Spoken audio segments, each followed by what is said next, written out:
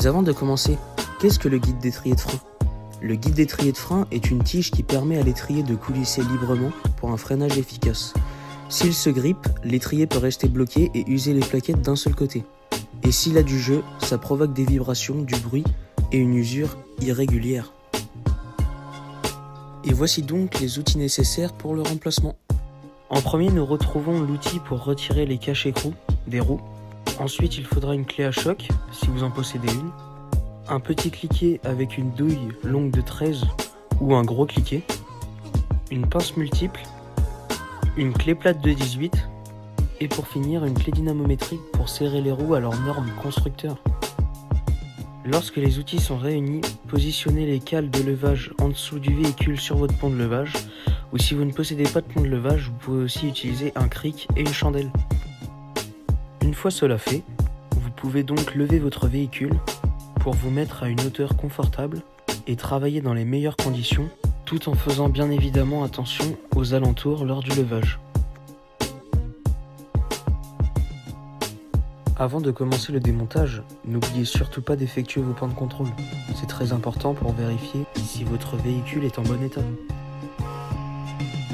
C'est parti pour l'étape 1. Grâce à l'outil présenté précédemment, vous pouvez donc enlever vos caches-écrous. Et bien sûr, n'oubliez pas de porter des protections, c'est très important. Étape 2. Grâce à la clé à choc, si vous en possédez une, vous pouvez donc desserrer vos écrous, pour par la suite venir enlever votre roue. Arrivé devant l'étrier, je peux constater que les guides d'étrier ont du jeu. Avant de desserrer l'étrier, on peut venir mettre une petite dose de dégrippant pour que cela soit plus facile au démontage. Étape 3. Avec le petit cliquet et sa douille de 13, nous pouvons donc desserrer l'étrier de sa chape.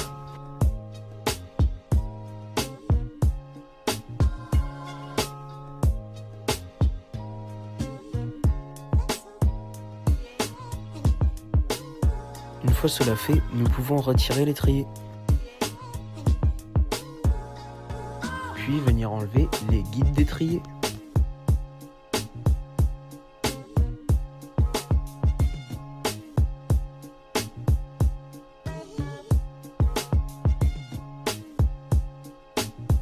Il est aussi préférable de changer les soufflets.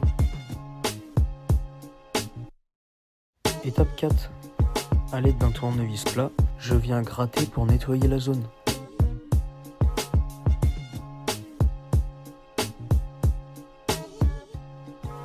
Une fois cela fait, je peux venir passer un coup de soufflette pour enlever la poussière de frein.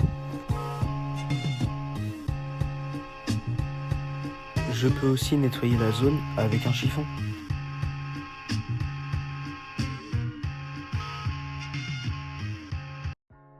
Voici les guides d'étrier neufs avec leur soufflet, la graisse et les vis. Étape 5. Le remontage des guides d'étrier avec de la graisse. Il ne faut pas hésiter à mettre une bonne couche de graisse pour que cela dure bien dans le temps. Pour assurer le tout, je viens même ajouter de la graisse cuivrée sur notre graisse ajoutée. Et voilà, c'est parfait. Une fois cela fait, nous pouvons venir repositionner les guides d'étrier neufs avec leur soufflet.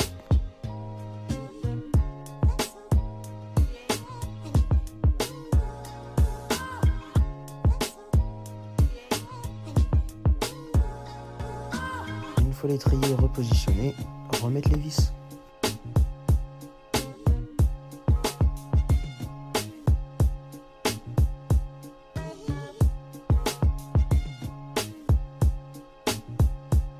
Assurez-vous que cela soit bien serré.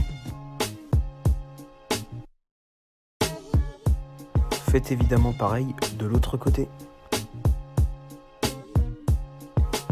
Et voilà, une fois remonté.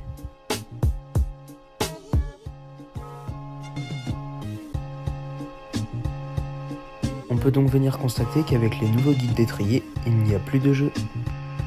On peut donc dire au revoir au vibrement et à l'usure irrégulière. Remontage de la roue.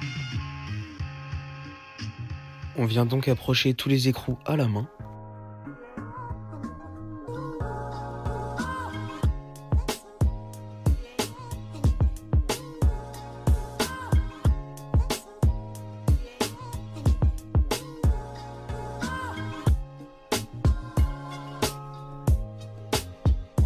Une fois cela fait, pour finir notre serrage dans les règles de l'art, nous utilisons la clé dynamométrique, réglée à 120 Nm pour ce type d'écrou, en n'oubliant pas de serrer en croix. Une fois cela fait, ne surtout pas oublier les caches-écrous. Lorsque nos deux roues sont serrées au couple et que les caches-écrous sont remis, nous pouvons donc baisser le véhicule, toujours en s'assurant qu'il n'y ait personne en dessous ou voire même quelque chose en dessous. C'est important de sécuriser les alentours.